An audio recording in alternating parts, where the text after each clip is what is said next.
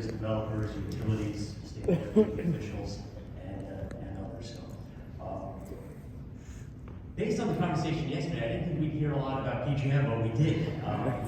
So I had to modify some of my remarks, and we'll move through the slide deck in a sort of unconventional fashion.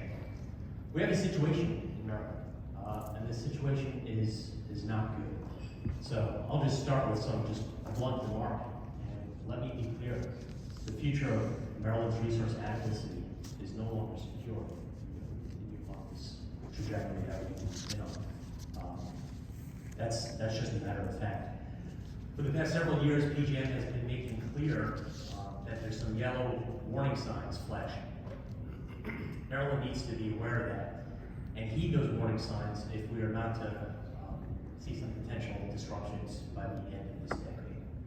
And this end of the decade is only 5.5 years away.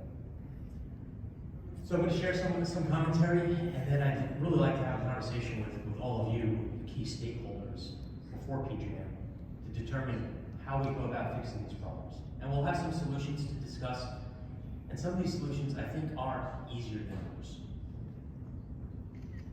So for my friends in perhaps the telecom or the other utility sectors, this is PJM, largest power grid in the United States, federally regulated, 13 states plus the District of Columbia.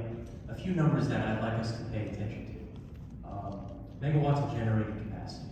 We have 180 gigawatts of capacity.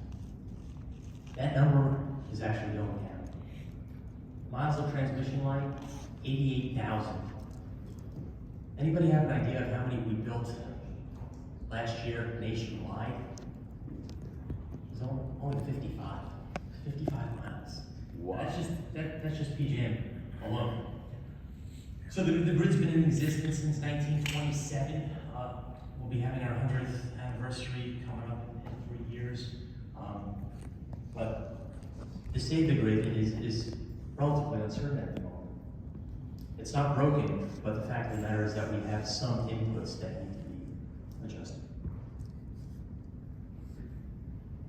So we heard Delegate Adams yesterday. He had the three-legged stool analogy, and I'd actually like to sort of piggyback on that. So what we're going to talk about today is demand, the growth that we're seeing.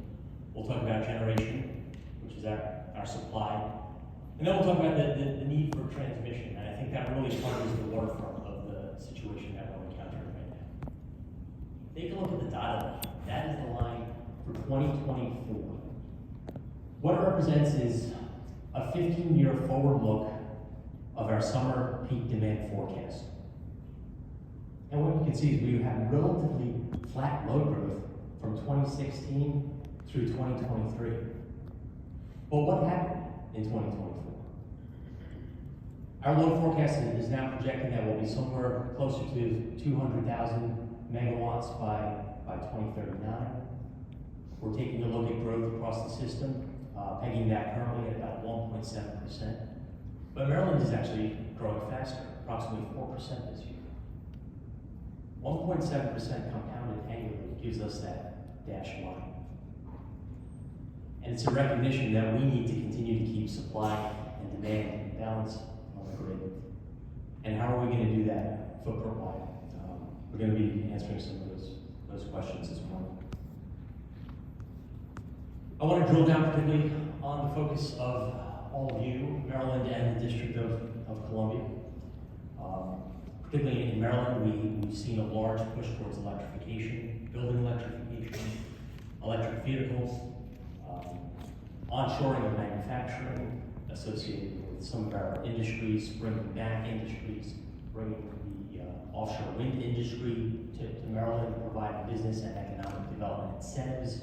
We know that Governor Wes Moore is attempting to attract economic development by bringing data centers to our state. You look across the Potomac River and you see Northern Virginia as the data center capital of the world. But we now have a site in Frederick County in Buffystown that is eyeing development.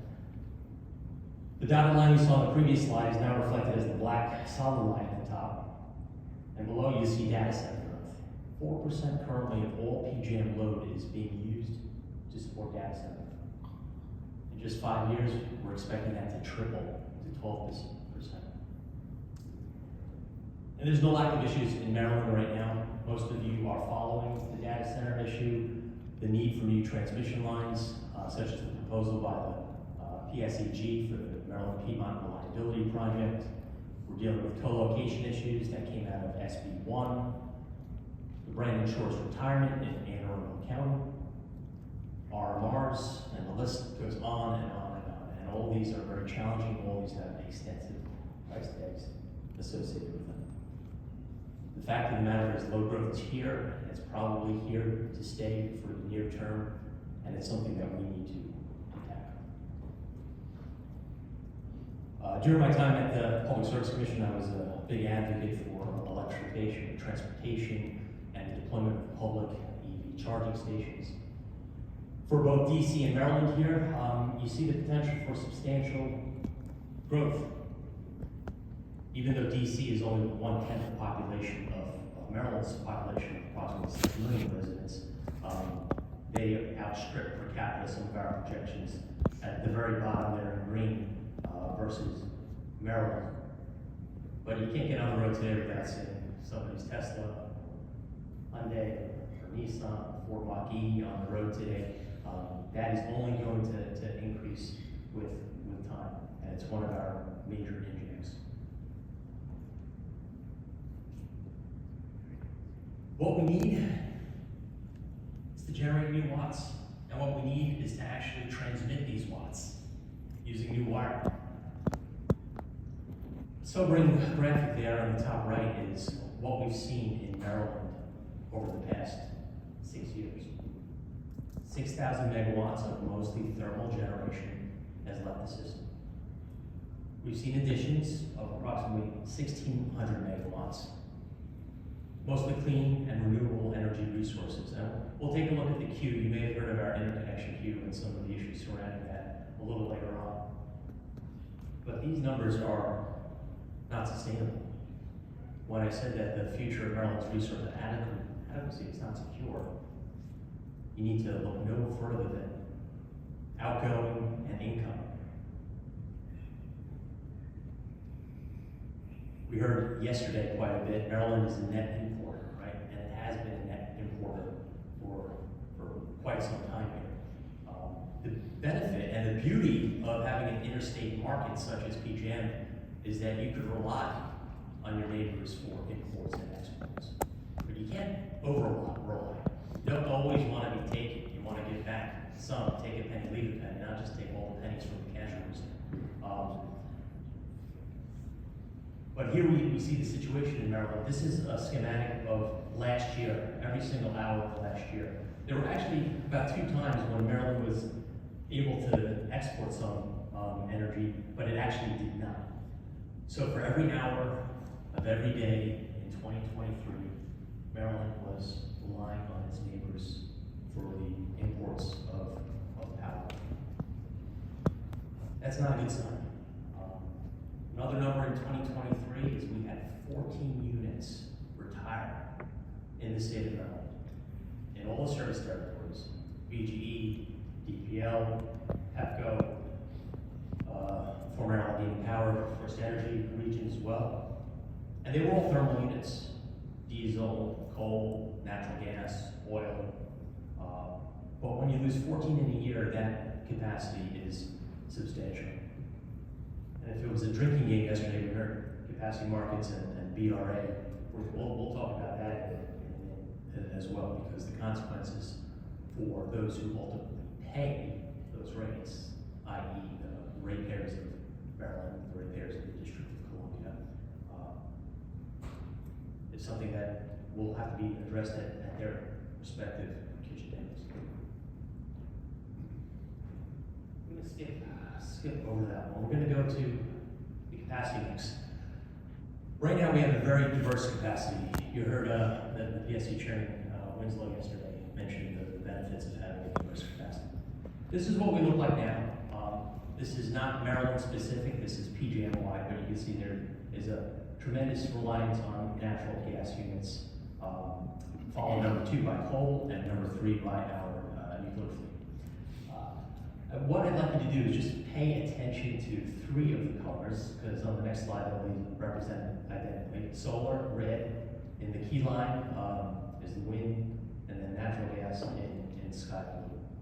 So just take a look at this pie chart. I'm going to show you another one, what is currently in our queue, which reflects what the future holds for us. That's what we're trying to process right now, about 226,000 megawatts. Mostly solar, storage, which you didn't really see on the previous slide because we don't have a tremendous amount of storage on the system. Wind, and then natural gas is just a fraction. And why is that? I think we know policies, both at the federal level and the state level, have shown a preference for clean and renewable resources, and we see that reflected here at PJM in terms of what our future supply mix is going to look like. But for the most part, these, without batteries, are not dispatchable resources.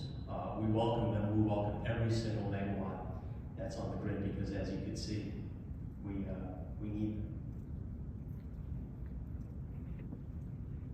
I'd like to spend a moment or two about the interconnection queue, much maligned, but has been improving dramatically over recent years with reforms that have been put into place by PJM, approved by FERC in 2022, put into place by 2023. And PJM now is moving forward with deliberate speed to clear the queue.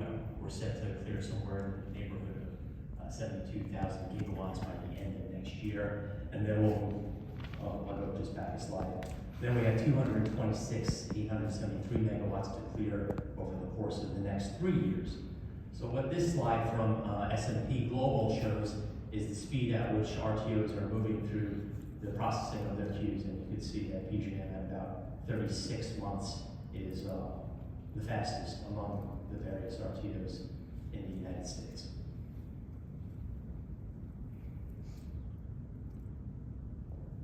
This slide, and I'll walk us through it, gives you an indication of the problem. We're still talking about generation here. The top bar reflects the number of projects that Maryland has in the queue. You can see in the middle center column, 6. We have 6 projects that we're trying to get through the queue from 2024 through the end of next year. While Maryland likes to think that it's developing clean resources, these numbers belie the fact that we're having trouble in our state. You take a look at other states, Indiana, 63, Virginia, 107. Maryland only has 6 projects that we're currently processing over the next year and a half. In contrast, the bottom chart shows that the number of projects that have actually received all approvals, all the blessings from PJM to go forth and build quickly because we need you on the system as soon as possible. And there we have 35 projects. I believe all 35 projects are solar in the state, but they haven't connected yet. And when we contact some of these developers, we're waiting on you, how come you haven't connected? We hear a number of responses. By far, number one is permitting, local permitting. We need more time, PJM. We haven't been able to get the permits from the county government or the town hall. And that's not an issue that's isolated to Maryland. I think we've seen those concerns amongst a number of states. Some of these 35 projects had their ISAs granted back in 2017, right? So we're talking 6, 7 years, and they're not online yet. We need to get them built at some point, sooner or later. So that is a sobering fact. It shows where Maryland sort of ranks in terms of its peers. If I go back, transmission, right? How do we actually get to this clean energy environment that we're looking for? One environmentalist recently said there is no transition without transmission. And Maryland, unfortunately, is a state where we've seen a fair number of transmission projects come to die. Trail, map, path, TransSource is off of our books, but it's still in litigation. And now we have the NPRP, the Maryland Piedmont Reliability Project, which is a project that was approved as a package of needed reliability projects by PJM earlier this year, also approved by the Federal Energy Regulatory Commission. There was an appeal by the Office of the People's Counsel. That appeal was denied. And there will be a number of these projects that are being developed across the region. The NPRP project has been particularly controversial recently, although the developer hasn't even filed its application with the CPCN process. But you heard the chairman of the PSC yesterday say, we need to build these transmission lines, get used to it. Chairman said, get used to it. That was a bold statement. I think it's almost sort of profiles encourage here, because we need the transmission, as you can see from this diagram here. I should note that was Chairman Winslow of Delaware. We had two chairmen of the state yesterday. Our state, if you take a look at these lines, we have a fair amount of the Panhandle, Frederick, Washington, Allegheny, Garrett. We have some transmission on the Eastern Shore. It's relatively weak. Projects that are coming through Baltimore County, Senator Brooks, thank you for staying today. Carroll County, Frederick County. We've seen the opposition, but there's also a recognition, sort of the physics of the grid. We need to move these by wire. Now, are there alternatives to greenfield projects? There are. There are grid enhancing technologies, but they only get us so far. There are plenty of applications where they make sense, and there are applications where we would need to develop new lines via right-of-ways. And much has been said recently in the press regarding PJM's role, and what is PJM, and who is this federally regulated power grid. It's simple. Our role is to determine need, reliability of the system, long-term reliability of the system. There are other actors in the space as well. You have the party that granted the right to build this project, and that is in this case, it's the Public Service Enterprise Group out of New Jersey. They will make a proposal to the Public Service Commission. The Public Service Commission ultimately has the authority to actually approve and cite the line via the approval of CPCN, Certificate of Public Need and Convenience and Necessity. So that will be a project that I know we'll continue to hear about in the press, but we have determined, we've looked at, I believe, 72 different proposals before making that award and determining its need.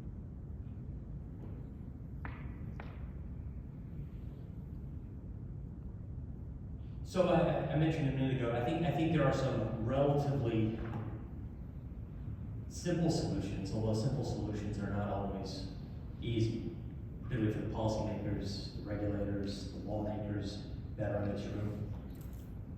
And please note, PJM is not a policy body.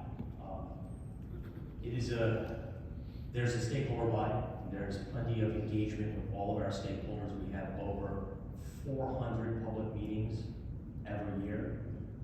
We engage our states regularly. Some states we engage daily. I manage a group called State Policy Solutions, where we lend our resources and expertise to our various states in order to have them best attempt to accomplish their goals, their state public policies. But as the Delaware chairman noted yesterday, PJM's an interesting group, right? You have Maryland with its progressive policies, adjacent to West Virginia with its policies, very supportive of thermal and baseload resources. And our job as the market operator is to effectively reconcile these policies and attempt to make everybody happy, but also run these markets.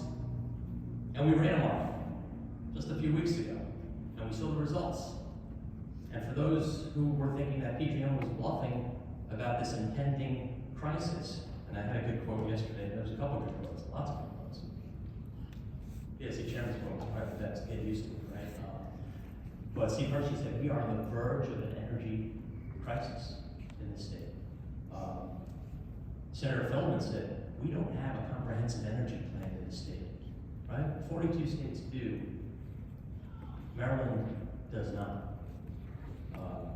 That's something I think that will need to change in the near term. We need to improve the regulatory environment of Maryland. A recent ranking came out just last month. Maryland is now ranked 53 out of 53 jurisdictions. And when developers look at that, they can look at, well, Pennsylvania, Virginia, above average. Maryland, is this where we want to develop resources? Can we build a new, let's say, thermal unit? Can we build a quick combustion cycle unit in this state? During my time at the Public Service Commission, we did have some natural gas CPCNs come before us. We approved them, but they were actually never actually built. I leave it to my friends at the PSC to work hopefully quickly through CPCNs that are coming, not only on the transmission side, but on the generation side, in order to get the energy infrastructure that Maryland sorely lacks right now. There's just not enough infrastructure to do what we're trying to accomplish in relatively short order. But back to sort of the actual signals here, the market signals, the base residual auction. For those who are not aware, we run an auction annually in order to obtain the sufficient amount of capacity 3 years out. And when we ran that auction on July 30th and posted the results, they were eye-popping, I will admit. $28 last year, RTOY $270 this year, with the exception of 2 zones that separated. And when a zone separates, that means there's not enough transmission capacity. One was the Dominion zone down in Virginia. The other one was the Baltimore Gas Electric zone. And it cleared at $466 per megawatt day, $466.35, as the good senator noted yesterday. And honestly, every penny counts. What's going to happen next? We're going to have another auction in December, 5 months from now. That market signal was heard loud and clear across the PJM footprint. And I would argue that that is not the problem. The price is not the problem. It's a symptom. It's a symptom of a larger problem with root causes. And that gets back to our lack of supply, our lack of generation, and our lack of transmission. Going back to Chris Adams' three-legged stool there. We know Maryland, by now, if you know nothing else from this conference, you know that Maryland imports 40%. You know how much Maryland, the BGE zone, is going to import once those retiring units of Brandon Shores and Wagner departs? A lot more, 80%. It'll be 80% net importer in the Baltimore Gas Electric zone of the state here. What do you think that's going to do to the capacity prices going forward? It's not going to lower them. We do have some solutions in place, and we hope they enter the system in time for the next auction. Demand response, for some reason about 1 gigawatt of demand response did not participate in this last auction. We hope that they've seen the price signal and they intend to capture it by coming back. Utilities now see an economic incentive to do uprates on their facilities. The return on investment could be relatively substantial. And we need these 35 projects in Maryland to get online quickly. They've gotten everything they need from the PJM officials to go forward. They just need to tie in as quickly as possible. Then in the near term, the number 6 projects at the top, we need them on. Not only do we need them on, we need that number to go from 6 to 250. We need as many megawatts of capacity that could be developed across this state. And I know how difficult it is to site energy infrastructure. You know, we heard from some of our representatives yesterday, we don't want the solar panels in our backyard. We're hearing from the folks Along the NPRP line, we don't want to see 500 kV transmission towers coming through Carroll County, Baltimore County, Frederick County. We heard some commentary yesterday. Let's move the offshore wind turbines even further offshore, off the outer continental shelf. I just keep pushing so far away. And my colleagues at the PSC, I remember we went to the Ocean City Municipal Convention Center for a town hall, and I think 1,300 people showed up. And I think I can count the number of people on maybe 2 hands that support the project and that opposed the project. But those were my early days at the PSC. What does the state need to do? The state needs to look at how do we actually incent generation? What do we need to do to cut red tape in order to have these projects actually built and come online? Because some of the old and tired chirps that I'm hearing that, oh, it's the PJM interconnection queue is clogged.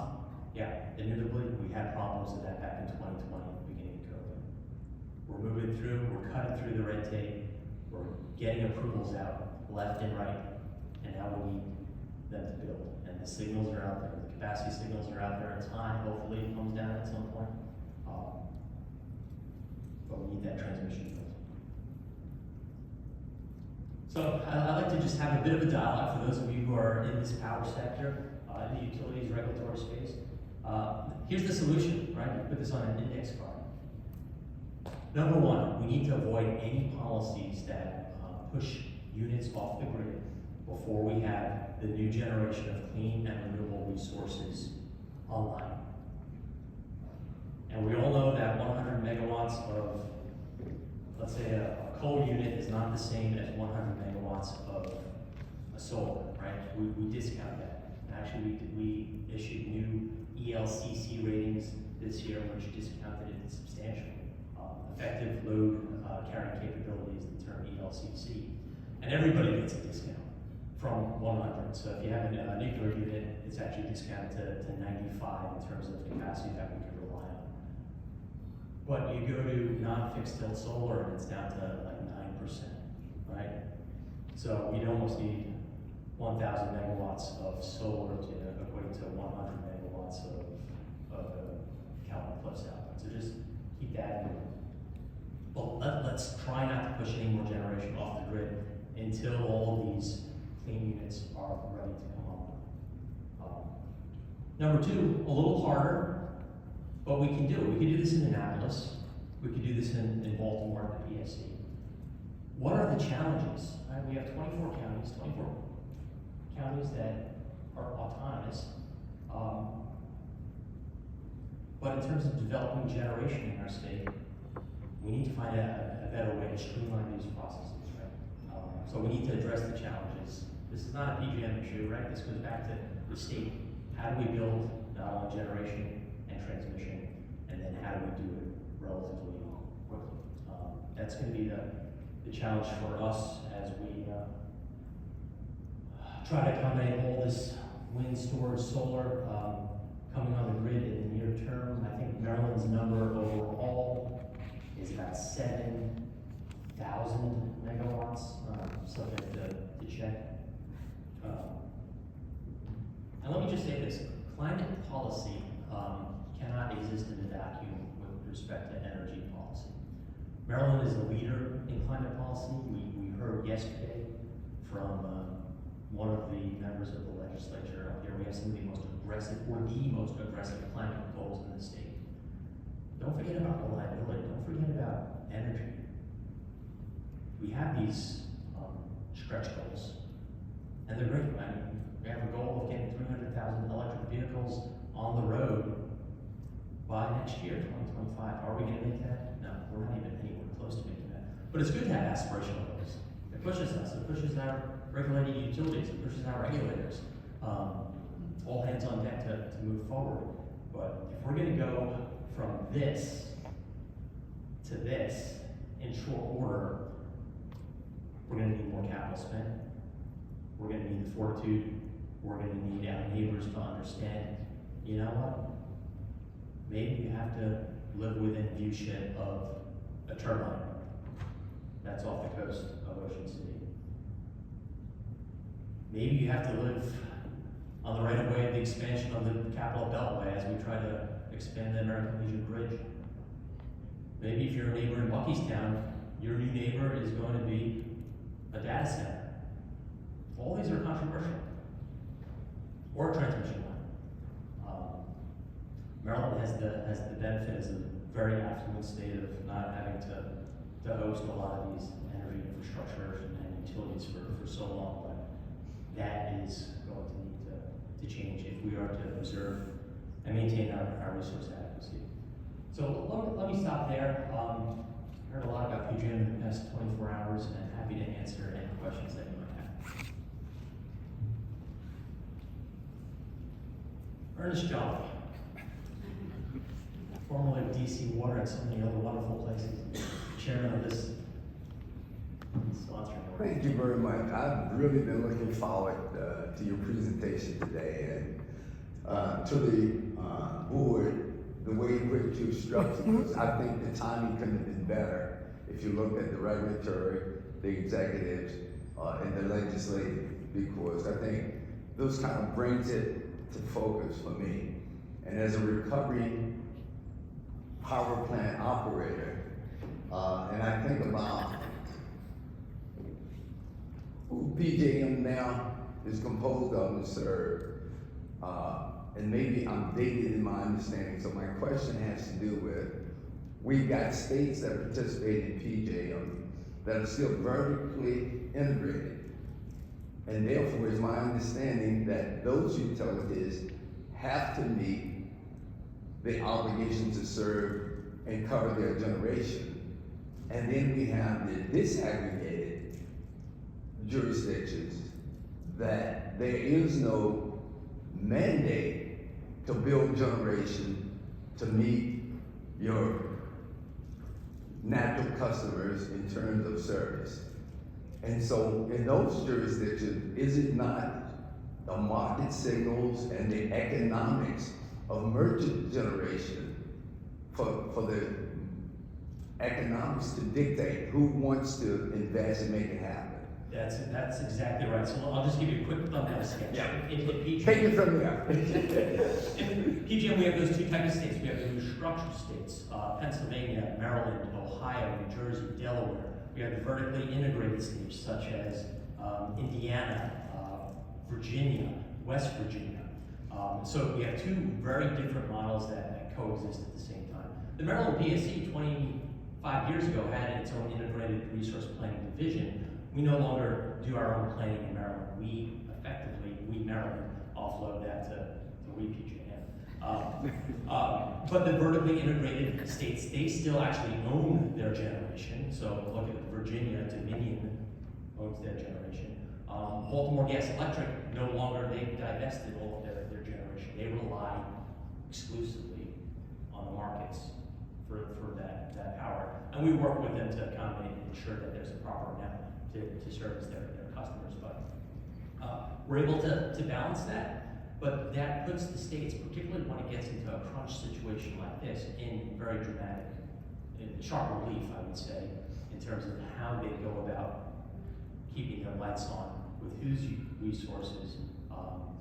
Is it a utility-owned resource where they're earning their ROE, or is it subject to the market, where we have lots of market players and we need to effectively invest more in, have those developers invest more in, because each of these BRAs will tell a story. Will tell a story of supply and demand. And at the end of the day, we are the engineers and the energy nerds. We're not the policy people. We run the markets and the results come out. And if you're unhappy with the results, it's a reflection on these underlying fundamentals. And the last thing I would like to do is point fingers at anybody, because that's never productive. And so we need to look at the root cause. We need to all row in the same direction and figure this out. But we have dogs and cats in PJM. It's not only the dogs and the cats in terms of the restructure and vertically integrated states, but a vast difference of policies, which you don't necessarily see in the Midwest ISO or ISO New England. A lot more homogeneity in those states.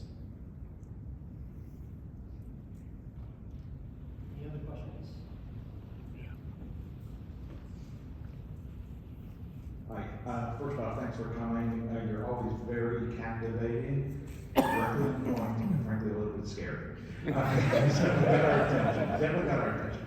Okay, my question is on this slide right here. I'm not primarily an electric guy, so when I see storage of 53,000 megawatts, I'm naturally curious as to what are the primary technologies making that up? Is that all battery, or is that things like fuel cells and other newer technologies that are just being commercialized? You're talking about storage? Storage. 3 megawatts? It's a variety of different battery technologies that are in play right now. Some of them are longer duration batteries, some of them are more conceptual at the moment, but we have actual applications for each of them. A lot of lithium ion batteries. I am by no means a battery storage expert, although we reviewed one proposal recently to put a battery at the site of the existing Brandon Shores. And a battery that size was going to cost upwards, we estimate, of over $1 billion. So battery technology is still, there's still some question marks associated with it, but you can see it's popular. It's in the queue now, and if you look at our current, you don't see any batteries on our system. Yeah. So you raise a good point, and you'd like to mention sort of our relationship with the pipes, right? Natural gas fired generation still is about half of our current existing installed capacity. We saw how close we got during Winter Storm Elliott 2 Decembers ago. I think we all remember that. So we're continuing to work on gas electric coordination initiatives. We're going to be staying very closely with all pipelines in the Mid-Atlantic region. There's a couple of dicey situations right now involving the Williams pipeline. It's a short pipeline, but they lost a major case in circuit court in the past couple of weeks. So just keep an eye on that. But I digress from your battery comment, Mark. A little follow-up to that, if you could go back to the other slide. If I were to look at the resource mix or the things in queue for the other RTMs instead of just PJM, would it look like this? Or do we do that type of a comparison and a benchmarking to, like, you know, what a different RTO would be looking at, what they have in queue? All the RTOs have seen a substantial uptick in the clean energy resources. I don't think it's this dramatic in the Midwest ISO, which is Mid-Continent ISO, the second largest RTO in the country. But it's a recognition that this transition is real. That said, we've seen some, since the posting of the BRA results, we've seen some developers, such as Calpine, say, you know what, we're going to look at actually developing new natural gas-fired power plants because you need it. But we're not going to develop them in Maryland. We're looking at Pennsylvania or Ohio. And there are some states, let's be honest, in the PJM footprint that would be more receptive to building natural gas today than perhaps Maryland was in the past. You ask yourself, when was the last time Maryland built a thermal unit? I think it was 2014, Wildcat, up in Cecil County, Oaks, Wildcat. Did I get that right? Yeah. So we haven't, it's been a decade and we haven't built any base load. We're not building any renewable or clean. I know we have aspirations for offshore wind, and I've seen some promise there. There's been some good news lately, and there's been some bad news lately. But we're gonna take that. Maryland has made an investment back in 2013 on our offshore wind, and we need to get those turbines spinning. We need to get those watts on the system.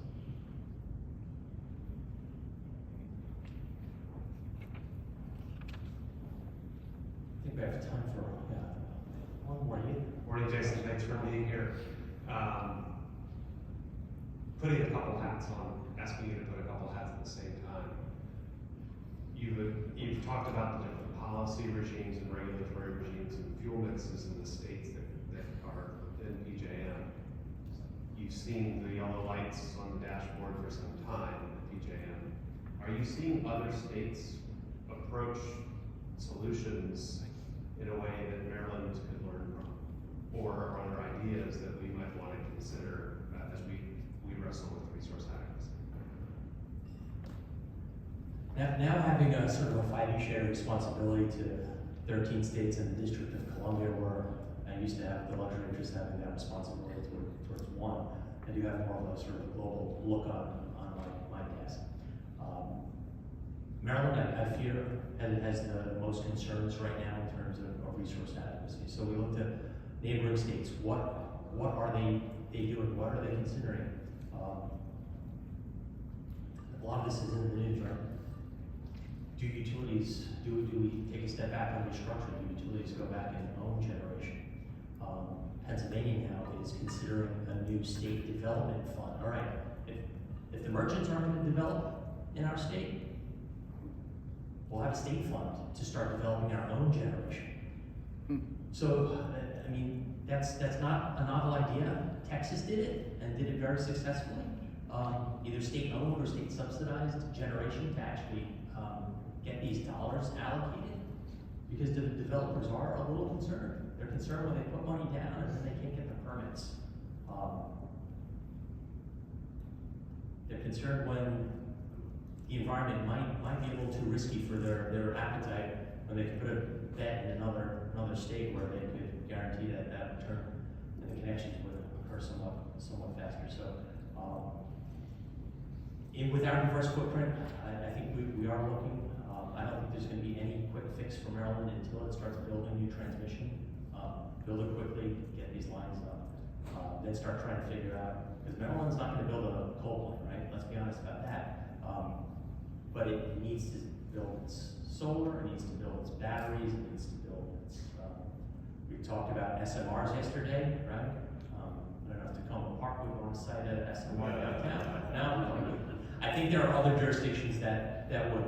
But we heard that technology, they keep saying it's like right around the corner, and they've been saying that for 20 years. So it's tough. That's why I would just go back to sort of like the takeaway points here. Keep whatever we have on the system as long as we can. And I don't care if it's like it's a small 1 megawatt resource, because we could see on that BRA, 1 megawatt, 1 kilowatt in either direction could be moved you from $200 to $400, and that's the market. And sometimes the market is unapologetic. That's how the numbers work. On that note, thank you for your attention. Thank you for your fellowship, particularly over the past 6 years when I was at the Public Service Commission. I look forward to serving as a resource. If you have any questions of PJM, like I said, I have both the government relations team and I have a state policy solutions team. We're in touch with both District and Columbia, and in fact, we're in touch with Maryland almost every single day, so we have that level of engagement, whether it be through OPSI, which is this effectively the State Trade Association of PJM states, the Independent State Advisory Committee, ISAC. We have a lot of intakes, but probably the most direct one is picking up the phone or sending an email. So, thank you again.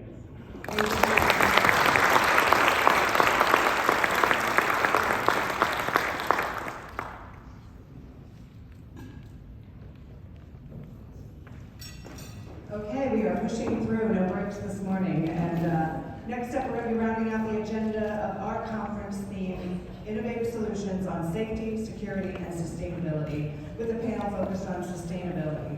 So allow me to hand it over to our moderator, Ann Clace, who's the Senior Manager of State Government Affairs at PepCo Holdings.